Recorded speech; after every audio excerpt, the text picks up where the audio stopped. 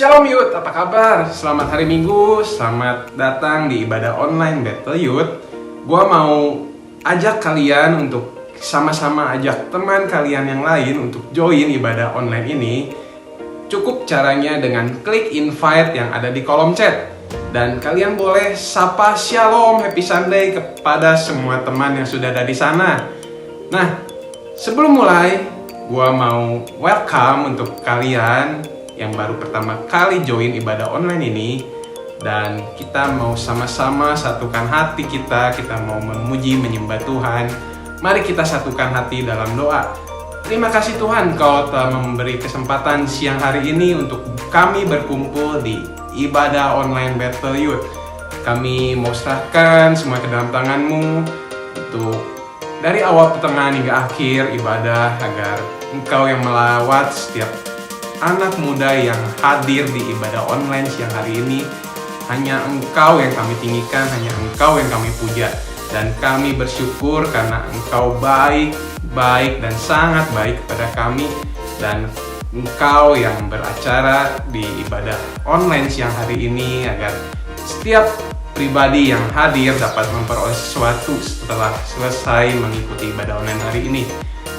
Hanya di dalam nama Tuhan Yesus yang siap dan excited untuk memuji, menyembah nama Tuhan, katakan amin. Shalom Youth. Apa kabar pagi hari ini teman-teman semua? Saya percaya kita dalam keadaan yang baik dan kita siap untuk memuji nama Tuhan, amin. Karena dimanapun teman-teman berada pagi hari ini, tidak membatasi kuasa dan lawatan Tuhan yang akan bekerja. Amin, mari sama-sama kita mau berikan pujian yang terbaik. Kita mau sembah Tuhan, karena Dia yang layak untuk disembah dan ditinggikan. Thank you Jesus.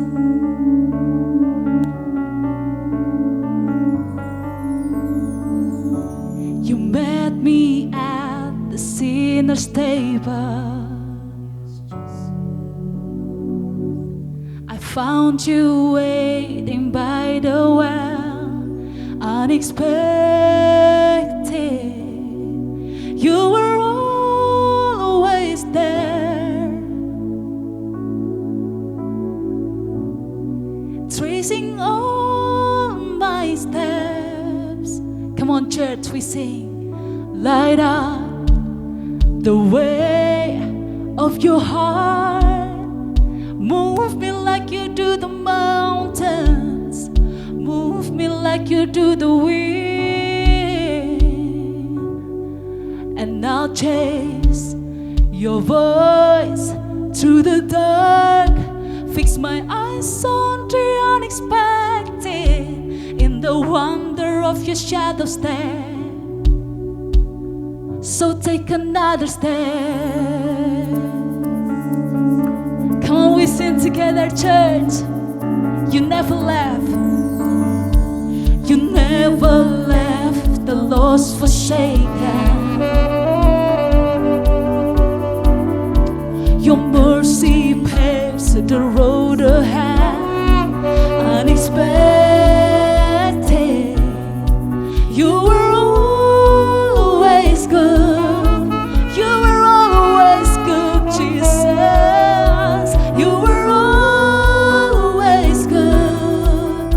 Sing together. So light up the way of your heart. Move me like you do the mountains. Move me like you do the wind. And I'll chase your voice through the dark. Fix my eyes on the unexpected. In the wonder of your shadow steps, and I won't be afraid. In every way, you never fail, so have your way. Here, God,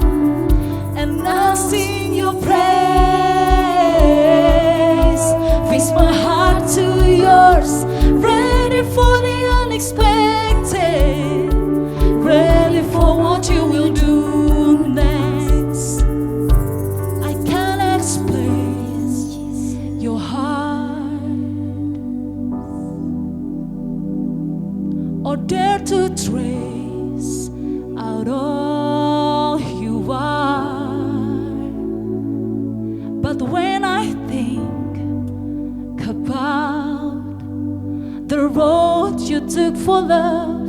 I know your grace will stay the path. Together we sing, come on. Light up the way of your heart. Move me like you do the mountains. Move me like you do the wind. And I'll chase your voice through the dark. Fix my eyes on the unexpected. In the wonder of your shadows there. Light up the way. Light up the way of your heart. Move me like you do the mountains. Move me like you do the wind. And I'll trace your voice through the dark. Ready for the unexpected. Ready for what you will do next. I won't be afraid, and I won't be afraid. In every way, you never fail, so have your way. Here, God, and I'll sing your praise. Fix my heart to yours. Ready for the unexpected. Ready for what you will do next. So light up the way of your heart. Move me like you do the mountains. Move me like you do the wind. And I'll chase your voice through the dark. Fix my eyes on the unexpected. In the wonder of your shadows there. So take another step.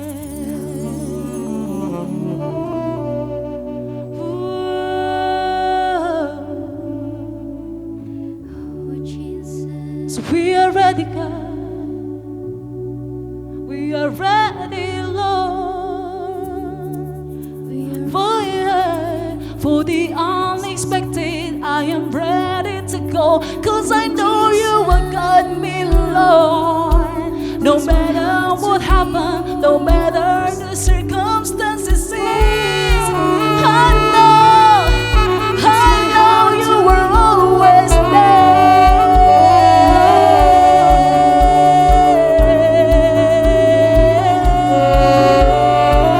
And I'm ready to go, Lord. I am ready for the unexpected, oh God, 'cause I'm with you. I am with you, Lord.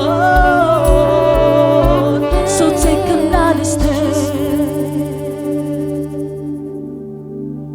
Thank you, Lord. Thank you, Jesus. We sing praises to your name. Thank you, God. Yes, Jesus.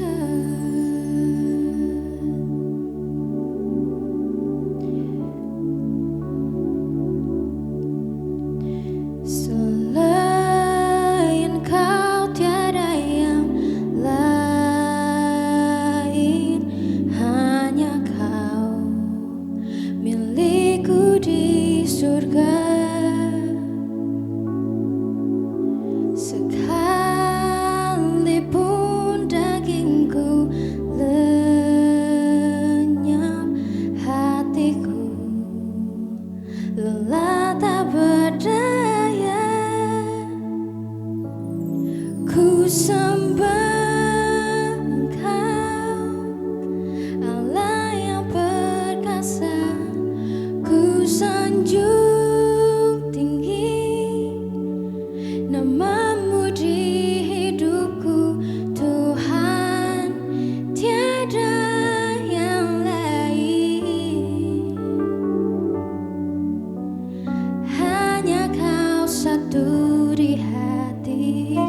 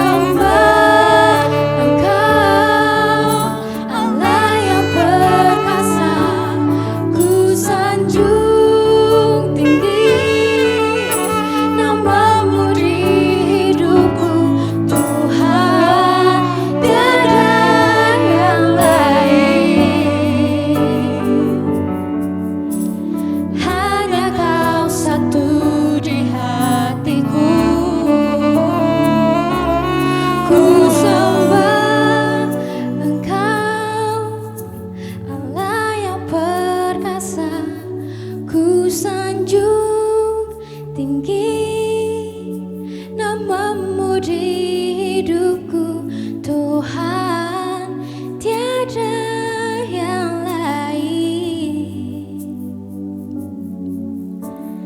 Hanya Kau satu di hatiku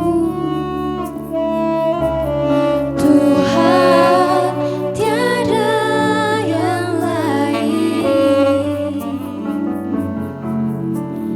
Hanya Kau satu di hatiku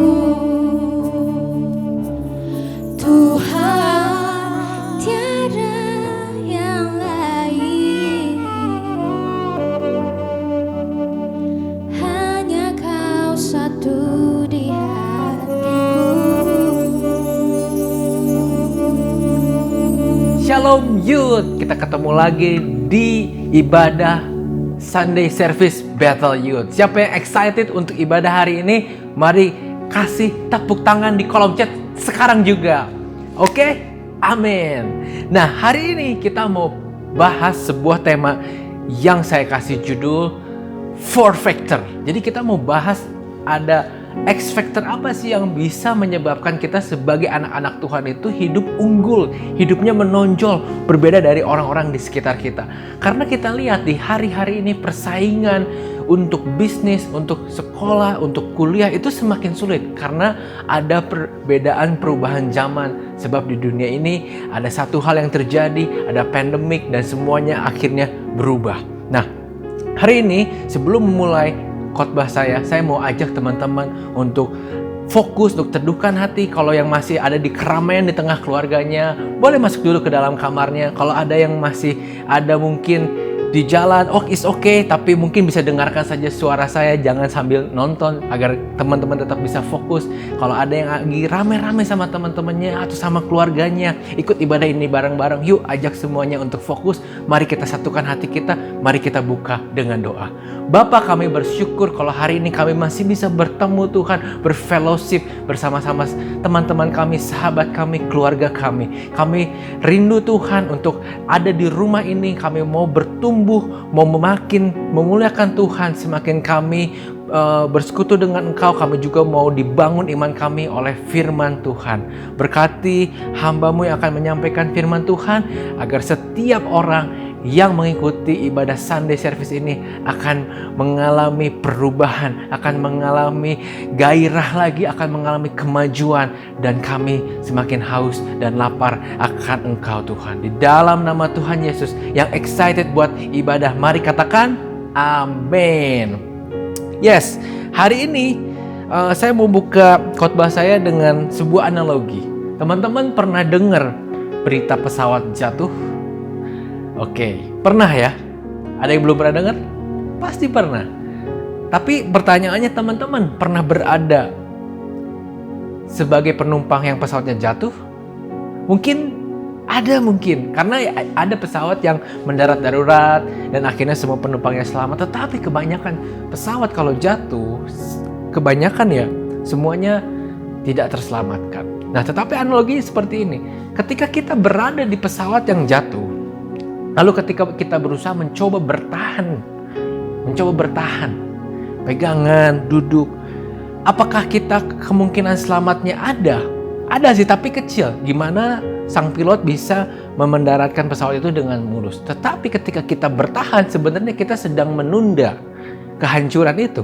Karena kita nggak lari kemana-mana, karena kita nggak berbuat apapun.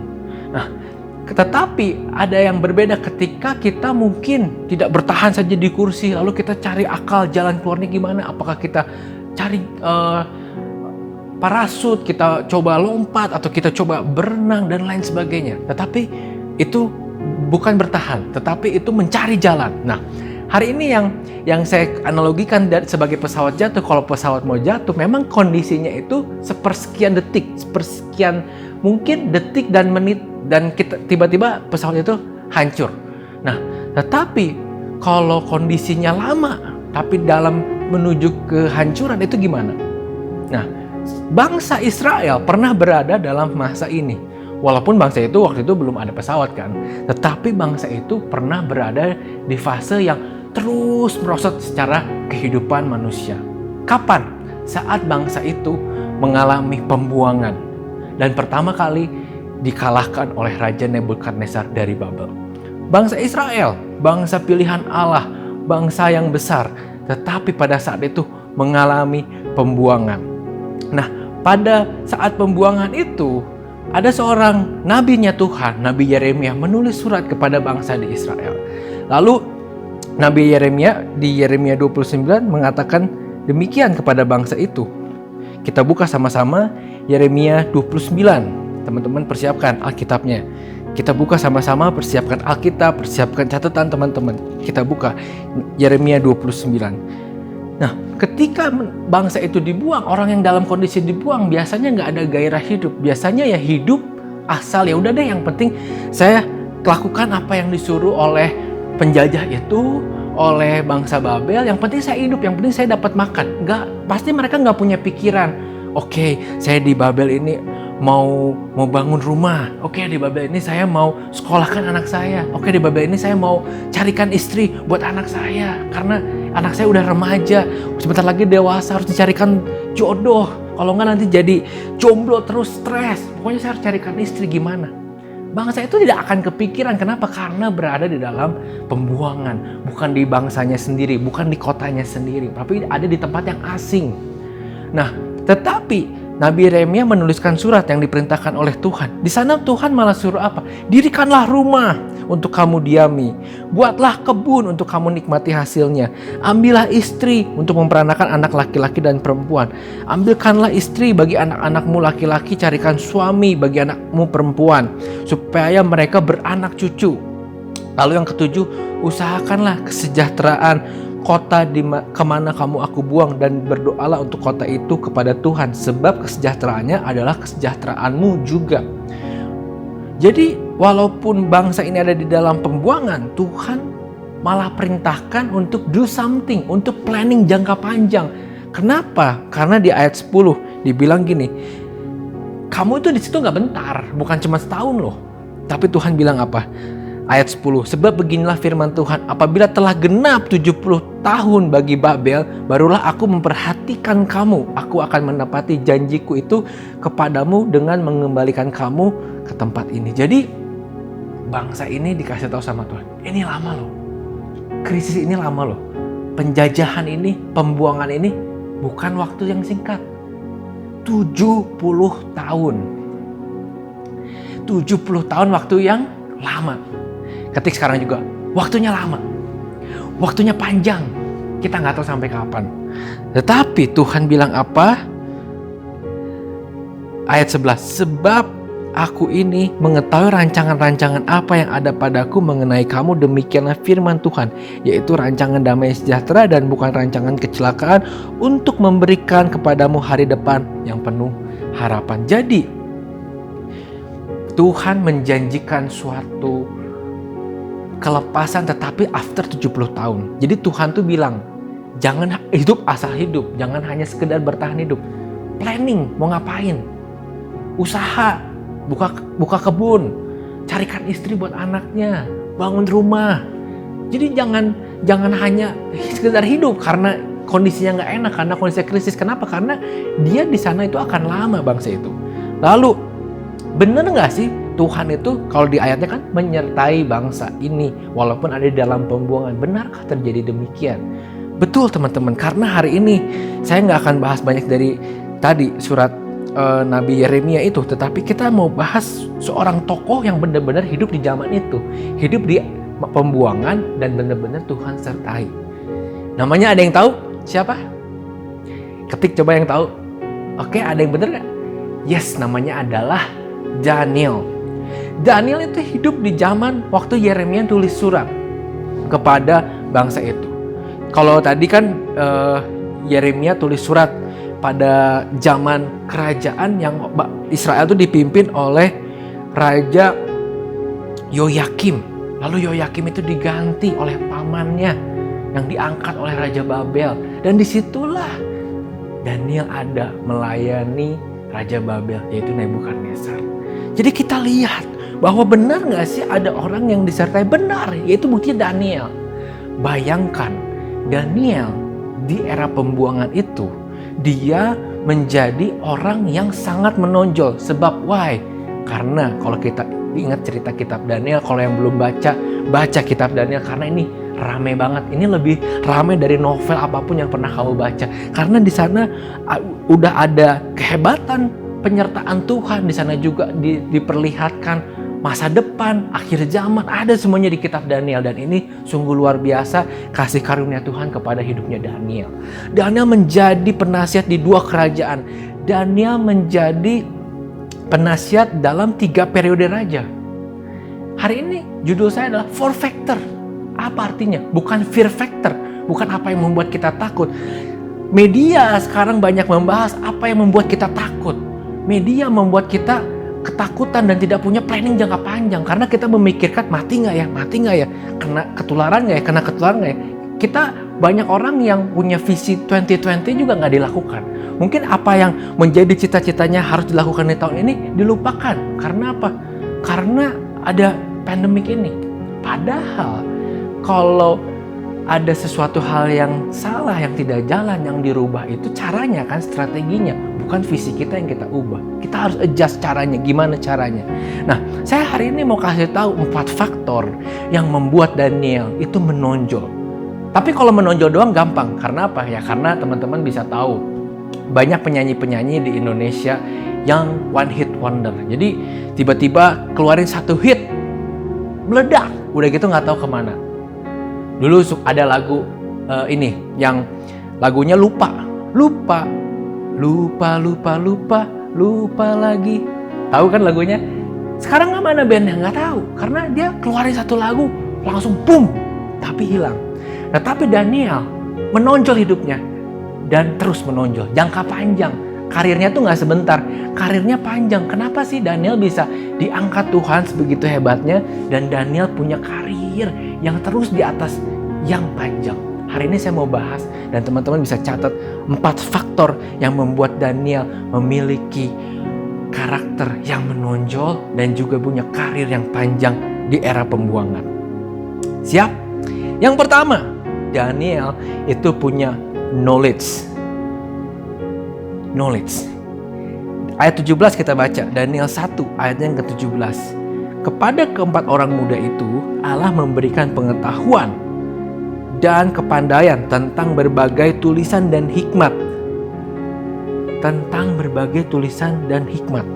Kalau di bahasa Inggrisnya literatur. Daniel itu baca banyak buku, dia paham banyak-banyak tulisan. Kitab-kitab yang kuno pada saat itu dia hafal. Apalagi kitab Taurat, dia hafal banget. Karena dia orang yang taat, dia orang yang belajar, pengetahuannya tinggi, knowledge-nya besar. Dan dia memiliki pengetahuan tentang berbagai tulisan dan ini nggak otomatis dia dapatkan, tetapi harus ada harga yang dia bayar. Ya, harganya apa sih kalau mau banyak knowledge? Nggak ada cara lain, belajar. Belajar itu bukan harus sekolah. Di era sekarang belajar itu banyak caranya.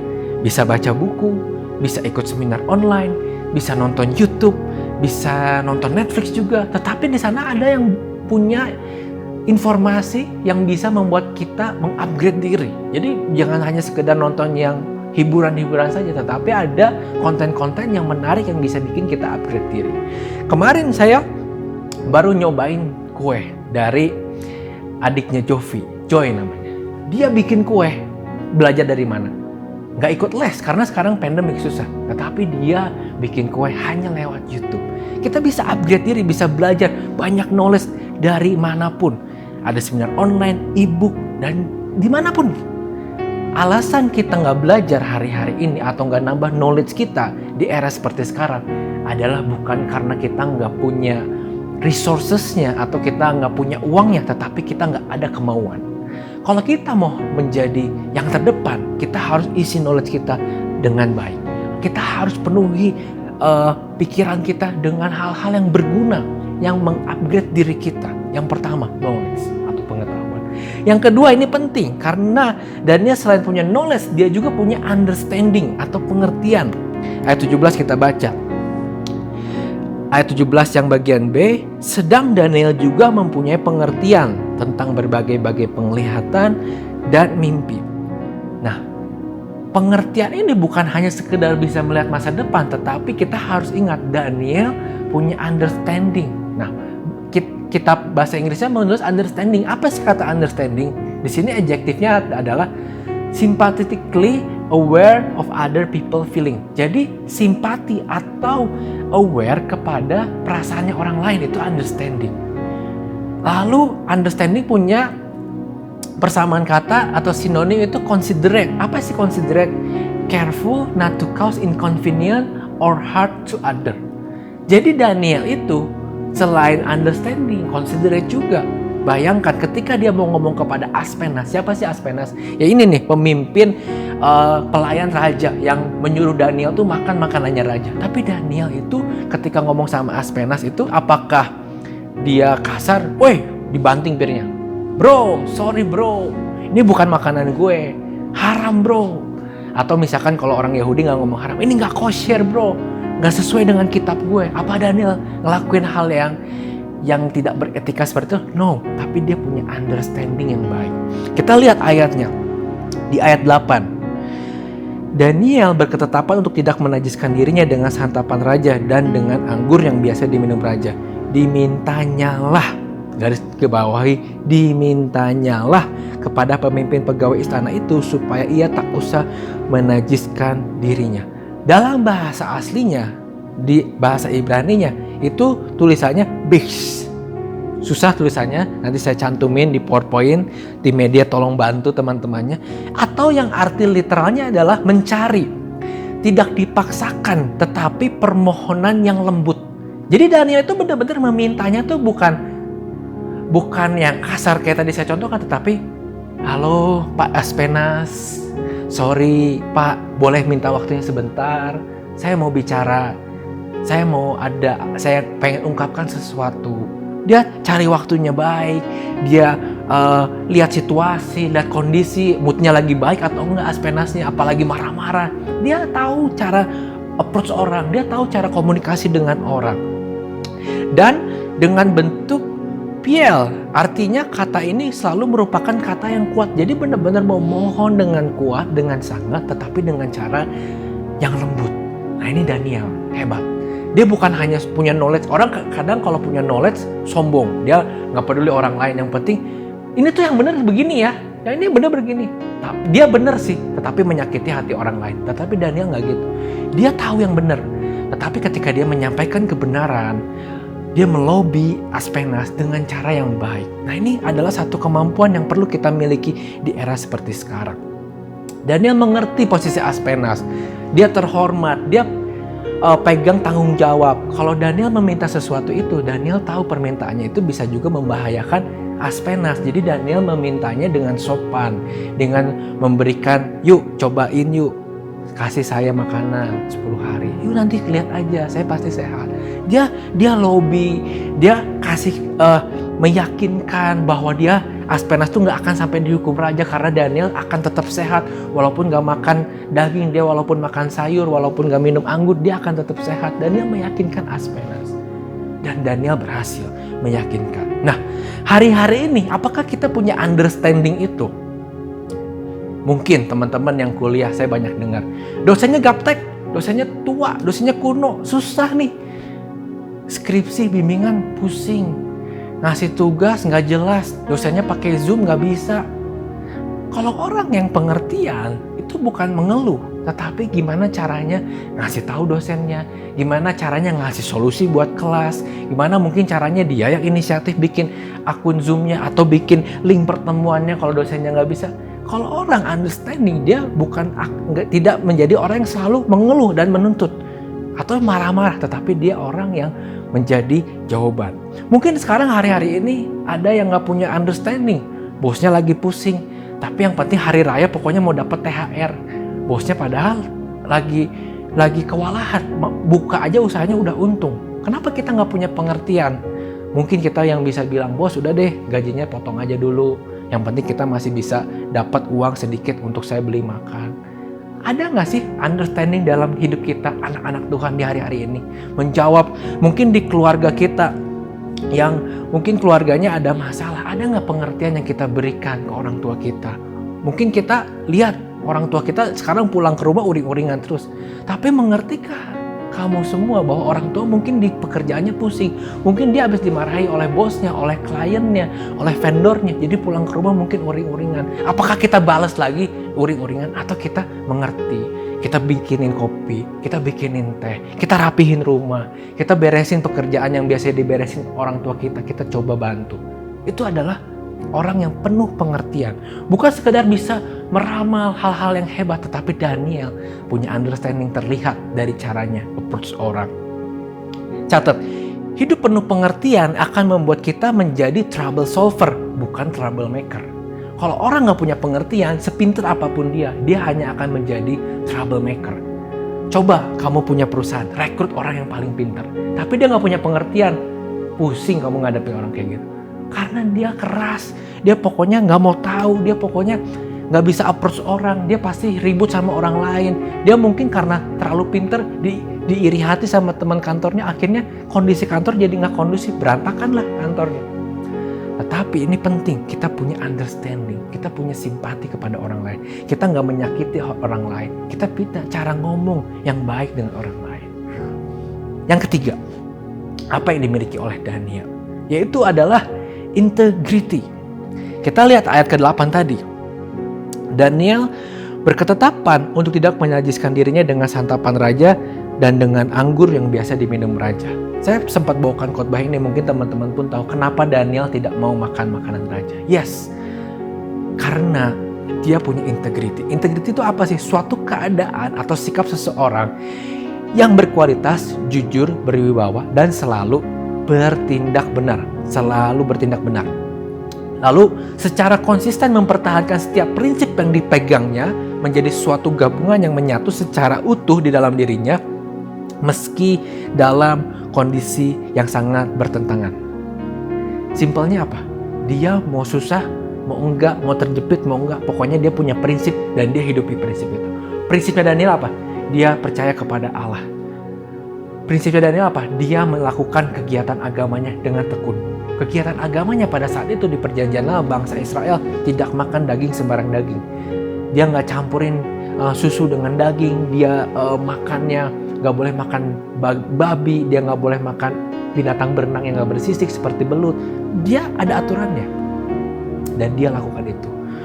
Bahkan kita lihat integritasnya Daniel adalah ketika dia disuruh menyembah raja, yang harusnya ya mungkin kalau dia lagi di pembuangan, oke, gue di pembuangan nih, saya adalah budak, ya udah deh ikutin aja daripada mati, sembah aja raja. Bodoh amat, nanti kan saya di kamar bisa minta maaf kepada Tuhan, sembah Tuhan lagi. Tetapi Daniel nggak lakukan itu. Daniel tetap menyembah Tuhan walaupun sudah dikeluarkan aturan, jika tidak menyembah raja akan dihukum mati. Daniel tetap menyembah Tuhannya di waktu yang sama seperti sedang tidak ada apa-apa. Jadi waktu Daniel berdoa 3 kali sehari, waktu nggak ada peraturan itu, ketika ada peraturan itu, Daniel tetap berdoa 3 kali sehari. Bodoh amat, dia pegang prinsip, dia punya integritas. Dan teman-teman tahu semua ceritanya. Dari integritasnya Daniel, dia dimasukin ke gua singa. Dan Tuhan bisa melepaskan Daniel dari gua singa. So, apa yang kita dapatkan dari integritas? Selain kita mendapatkan respect ketika kita punya integritas dari orang lain, tetapi integritas juga membuat Tuhan dimuliakan. Daniel 6 ayat 27 dikatakan ketika raja melihat Daniel keluar dari gua singa dengan badan yang sehat, raja lalu mengeluarkan perintah. Bersama ini kuberikan perintah bahwa di seluruh kerajaan yang kukuasai, orang harus takut dan gentar kepada Allahnya Daniel. Sebab dialah Allah yang hidup, yang kekal untuk selama-lamanya. Pemerintahannya tidak akan binasa dan kekuasaannya tidak akan berakhir. Kalau itu keluar dari mulut teman-teman, biasa. Ini keluar dari mulut orang yang menganggap dirinya Tuhan, yang pengen disembah. Tetapi ketika dia lihat Tuhan menolong Daniel, ketika dia lihat cara Daniel hidup, ketika dia lihat cara Daniel beribadah, dia tahu Daniel menyembah Allah yang hidup. Ketika kita punya integritas, mungkin kita terlihat kalah, tetapi sebenarnya kita sedang memuliakan Allah. Tetapi hati-hati teman-teman, karena ketika kita sedikit kompromi, kita terlihat menang dalam kacamata dunia. Tetapi saya mau bilang gini, sebenarnya dengan kompromi membuat kita kalah telak. Kompromi dengan dosa akan membuat kita kalah telak. Jadi kalau teman-teman berpikir kompromi akan membuat kemenangan, saya mau bilang kompromi sekecil apapun akan membuat kita kalah telak. Karena ketika kita nggak punya integritas, iman kita dipertanyakan, iman kita diolok-olok. Iblis akan menyerang kita, iblis akan bilang, mana Tuhanmu, ngapain pelayanan lagi, udah nggak usah. Integritas harus kita jaga. Ketika kita di masa sulit seperti sekarang ini, mungkin banyak yang tergoda, ambil kesempatan-kesempatan yang nggak sesuai dengan prinsip firman. Saya mau bilang gini, jangan kompromi. Kenapa? Saya pernah bilang di khotbah yang lalu, karena kita hidup bukan dari gaji kita, karena kita hidup bukan dari bisnis kita, tetapi kita bisa hidup ada sampai hari ini karena pemeliharaan Tuhan. Percayalah, ketika kamu memegang integritas dan mungkin dipecat, Tuhan akan pelihara. Ketika kita pegang integritas dan mungkin kehilangan vendor, mungkin kehilangan kantau bisnis, percayalah Tuhan akan pelihara hidup kita. Ingat, kompromi itu tidak membawa kemenangan, tetapi akan membawa kita kalah dengan telak. 3 hal yang dimiliki Daniel. Hal yang keempat yang dimiliki Daniel adalah wisdom atau kebijaksanaan. Daniel 1 ayat 20 mengatakan demikian. Dalam tiap-tiap hal yang memerlukan kebijaksanaan dan pengertian yang ditanyakan raja kepada mereka, didapatinya bahwa mereka 10 kali lebih cerdas daripada semua orang berilmu dan semua ahli jampi di seluruh kerajaan. Kenapa sih kalau kecerdasan dibandinginnya sama ahli jampi atau ahli sihir atau peramal? Karena yang dimaksud kecerdasan ini, kebijaksanaan di sini adalah raja pada zaman dulu ketika nanya apa-apa itu ke peramal. Saya ini gimana ya untuk menghadapi rakyat? Apa yang harus saya lakukan? Apa yang saya harus lakukan saat kekeringan, saat hujan, banjir mungkin, saat rakyat begini? Mereka tuh nanyanya ke peramal. Tapi Daniel bisa menjawab semua pertanyaan itu dengan hikmat dari Tuhan. Dan itu lebih benar, lebih tepat daripada semua peramal yang ada di negeri itu. Saya mau kasih tahu, wisdom adalah kapasitas untuk mengaplikasikan knowledge dengan tepat dan efektif. Jika knowledge tidak diisi, maka tidak ada wisdom. Jadi sekali lagi, teman-teman gak akan punya wisdom kalau malas belajar juga. Karena knowledge harus diisi dulu. Knowledge harus banyak dulu. Tapi knowledge banyak juga percuma kalau gak punya wisdom. Karena kita hanya sekedar tahu teori, tapi tidak bisa mengaplikasikan pada saat yang tepat dan dengan efektif. Tetapi wisdom itu datangnya dari Tuhan. Jadi kita kerja keras nih, belajar, menyerap ilmu, belajar ke sana ke sini, lalu kita memiliki kedekatan dengan Tuhan dan akan Tuhan beri wisdom. Wisdom itu harus dimiliki, tapi knowledge juga harus dicari. Karena kita nggak mungkin dapat wisdom ketika tidak ada knowledge. Daniel 2 ayat 20 kita lihat, dikatakan demikian, berkatalah Daniel, terpujilah nama Allah dari selama-lamanya sampai selama-lamanya, sebab daripada dialah hikmat dan kekuatan. Ketika Daniel diberi kepercayaan untuk baca mimpi, dia nggak bilang, saya hebat, saya bisa baca mimpi. No, tetapi Daniel bilang, dari Allah lah hikmat dan kekuatan. Dan akhirnya hikmat itu yang bisa mengartikan mimpi Raja Nebukadnezar. So, Daniel tahu, dia cuma bisa belajar, dia melakukan bagiannya, dia melakukan tanggung jawabnya untuk tekun belajar. Tetapi ketika dia dapat pengertian, ketika dia dapat wisdom, itu datangnya daripada Tuhan. Kita tahu apa langkah yang tepat, cara apa yang cocok pada hari-hari ini, marketing apa yang pas untuk bisnis Anda, atau bisnis apa yang dibutuhkan orang lain sehingga kita mungkin harus tutup suatu bisnis dan buka bisnis yang baru. Atau pelayanan kita berubah, tadinya pelayanan kita asyir, sekarang gerejanya lagi nggak ada, terus kita nggak pelayanan karena nggak ada pelayanan asyir. Atau apa pelayanan yang dibutuhkan oleh orang-orang di sekitar kita, oleh keluarga di sekitar kita, oleh jemaat yang kita kenal. Apa sih pelayanan yang dibutuhkan? Kita akan tahu dengan wisdom.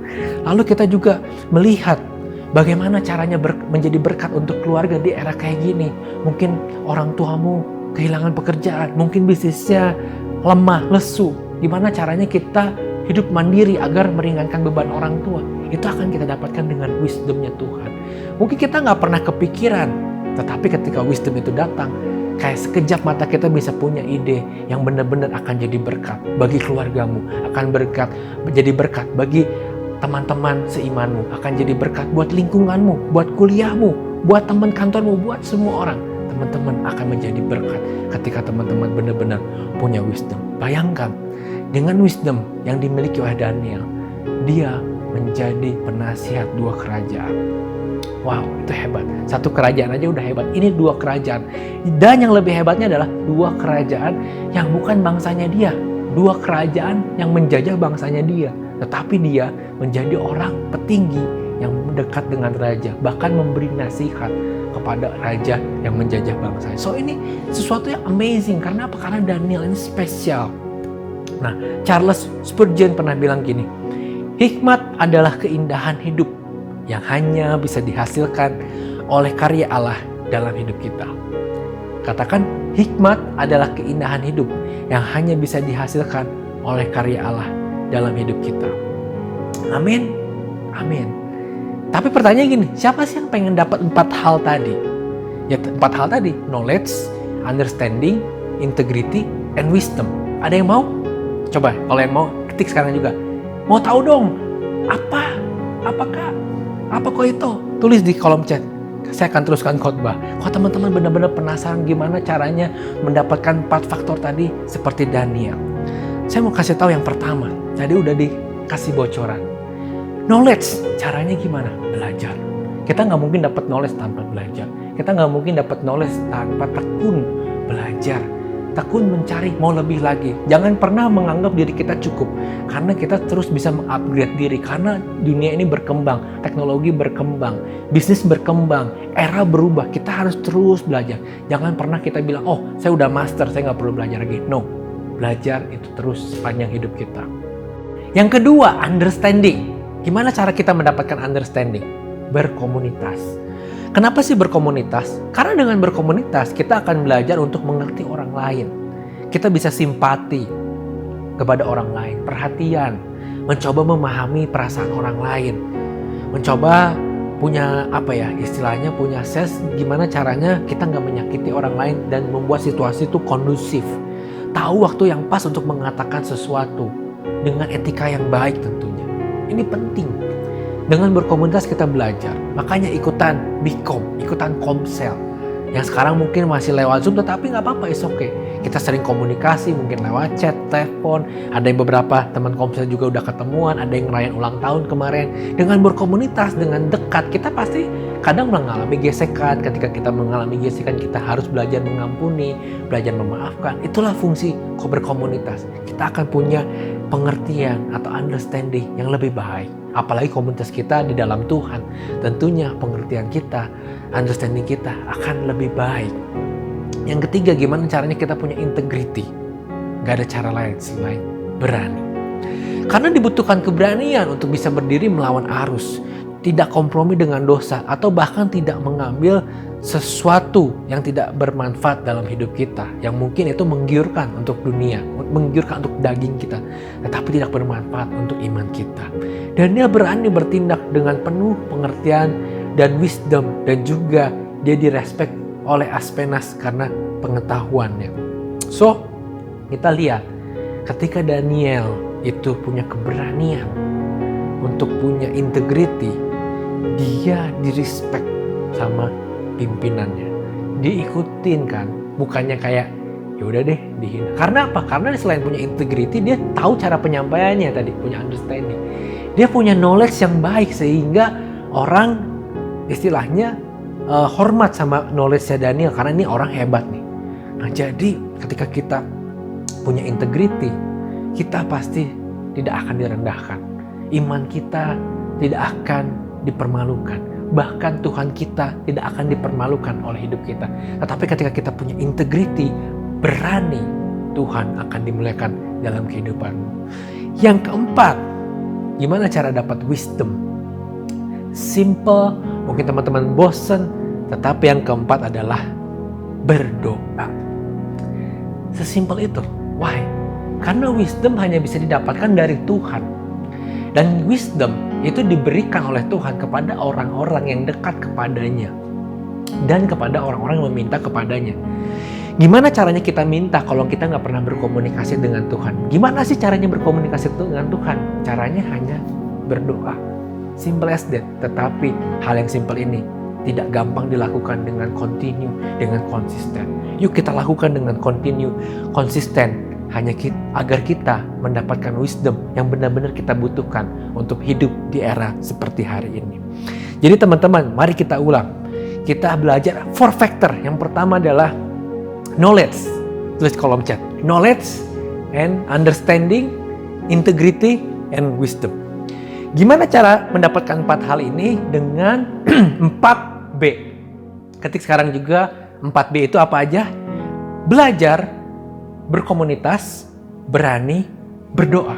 Kita mendapatkan knowledge dengan belajar, kita mendapatkan understanding dengan berkomunitas, kita mendapatkan integrity dengan keberanian, kita mendapatkan wisdom dengan berdoa kepada Tuhan, membangun hubungan yang intim kepada Tuhan. Amin. Saya mau berdoa buat jemaat semua, agar mari di era yang sulit ini, mungkin mirip dengan masa pembuangan, tetapi teman-teman gak dibuang kemana-mana, hanya dikunci. Ya gak bisa kemana-mana, lockdown di rumah. Walaupun sekarang udah mulai bisa beraktivitas keluar, tetapi kondisinya belum kembali seperti semula, masih ada keterbatasan. Saya itu kalau datang ke ibadah dulu itu seneng banget kan, kalau teman-teman lihat salaman, saya rangkul, karena itu membuat kita itu happy sebagai makhluk sosial. Tetapi sekarang terbatas kan, kita tidak bisa melakukan itu. Tetapi masih ada cara lain. Kita bisa telepon, kita masih bisa ngobrol jarak jauh, itu juga sudah mengobati rasa sosial kita. Kita mungkin bisa ketemuan, tapi tentu dengan protokol kesehatan, pakai masker dan lain sebagainya. Tetapi saya mau bilang gini, di masa seperti sekarang, jangan hidup asal hidup. Jangan hidup asal, ya udah deh yang penting gak mati, oke. Selonjoran, gak ngapa-ngapain, gak bikin visi ke depan. Apa yang sudah dicita-citakan dicoret semua, ada deh kayaknya ini hancur semua rencananya. No. Tetapi jangan ragukan tuntunan Tuhan. Jangan ragukan janji Tuhan, masa depan yang penuh harapan. Tetapi hari ini langsung action. 3 hal pertama menjadi bagian kita. Kita belajar yang banyak. Kita coba berkomunitas agar kita penuh understanding yang baik, bisa berkomunikasi dengan baik. Lalu kita harus punya keberanian untuk berdiri teguh melawan arus dunia. Kita nggak kompromi dengan dosa. Dan yang keempat, kita serahkan sama Tuhan. Kita berdoa sama Tuhan, kita sembah Dia bukan hanya di hari Minggu seperti sekarang ini, tetapi kita worship Him dari Senin sampai dengan Minggu. Terus kita bangun hubungan yang intim dengan Tuhan, sehingga Tuhan memberikan hikmat-Nya, sehingga kita bisa bertahan di era seperti hari ini. Saya mau bilang, catat teman-teman, jangan hidup asal hidup. Jangan sekedar bertahan hidup. Tetap semangat, punya tujuan hidup yang besar dan jangka panjang bersama dengan Tuhan. Tetap semangat, punya tujuan hidup yang besar dan jangka panjang bersama Tuhan. Karena hidupmu gak singkat. Hidupmu masih panjang bersama Tuhan. Kak, kalau Tuhan datang gimana? Kita rapture. Oh, ada yang udah belajar eskatologi, udah ikut kelas bertumbuh. Oh, kalau Tuhan rapture kan beres di dunia. Ya, benar. Tetapi ketika ada rapture, ada 1000 tahun. Ada tahun milenium, kita akan menjadi pemimpin bersama dengan Yesus. So, Tuhan datang kembali atau enggak, masa depanmu masih panjang. Dan di dalam Tuhan, masa depanmu akan indah dan penuh dengan harapan. So, hal ini simple, bisa diaplikasikan. 4B tadi, teman-teman lakukan sekarang juga. Belajar, berkomunitas, berani, berdoa. Dengan demikian saya yakin, teman-teman pasti akan menonjol dan akan mendapatkan promosi yang bukan sebentar, tetapi akan panjang, terus naik sampai akhir hidupmu bersama-sama dengan Tuhan. Amin. Siapa yang percaya dengan firman Tuhan, mari ketik sekarang juga. Amin, amin, amin. Saudara sekalian, saat ini kita akan menerima perjamuan kudus.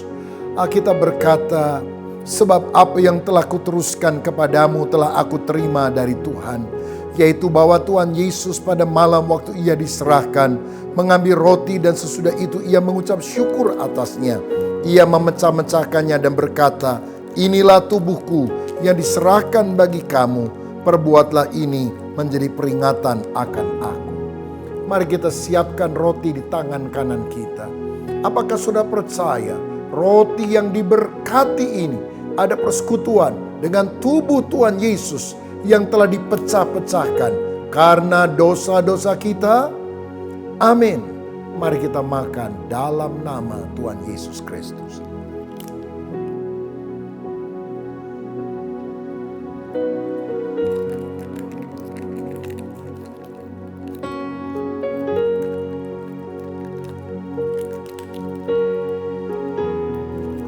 Selanjutnya firman Tuhan berkata, demikian juga ia mengambil cawan sesudah makan, lalu berkata, cawan ini adalah perjanjian baru yang dimateraikan oleh darahku. Perbuatlah ini setiap kali kamu meminumnya menjadi peringatan akan aku. Sebab setiap kali kamu makan roti ini dan minum cawan ini, kamu memberitakan kematian Tuhan sampai ia datang. Apakah saudara percaya anggur yang sudah diberkati adalah persekutuan dengan darah Tuhan Yesus Kristus yang telah dicurahkan untuk menebus kita dari segala dosa? Amin. Mari kita minum dalam nama Tuhan Yesus. Terima kasih Tuhan untuk kebaikan, untuk penebusan, untuk apa yang sudah Engkau lakukan. Biar hidup kami selalu bergantung kepada kebenaran firman. Bapa, terima kasih untuk firman-Mu, juga terima kasih untuk perjamuan kudus di dalam nama Yesus. Amin. Mari kita tutup ibadah ini di dalam doa.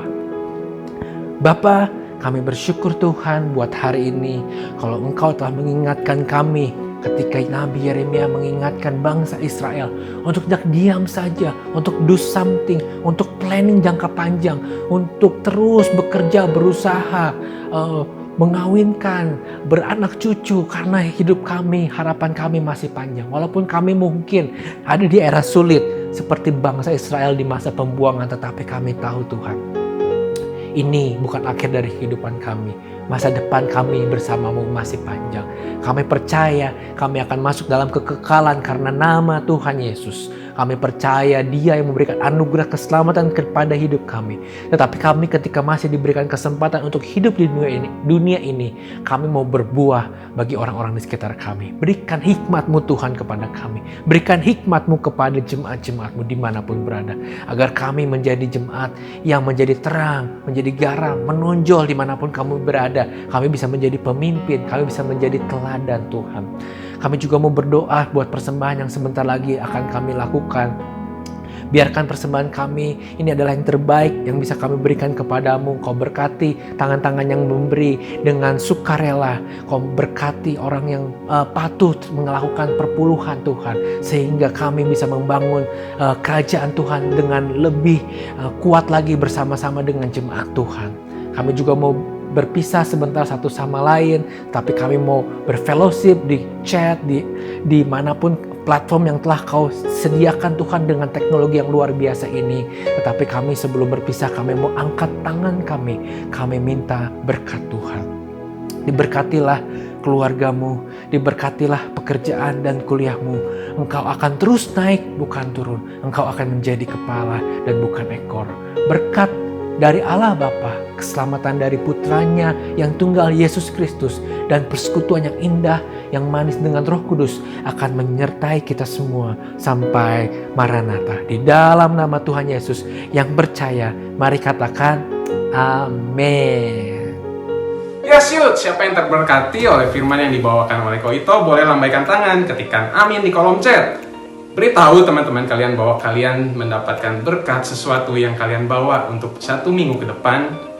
Dan pastikan kalian praktekkan dalam kehidupan kalian. Gue mau ada pengumuman tambahan. Yang pertama, Komsel. Battle Youth punya Komsel yang namanya Become Youth. Di mana aja dan apa itu Become Youth? Kalian bisa tanya di kolom chat bawah ini atau di grup Battle Youth.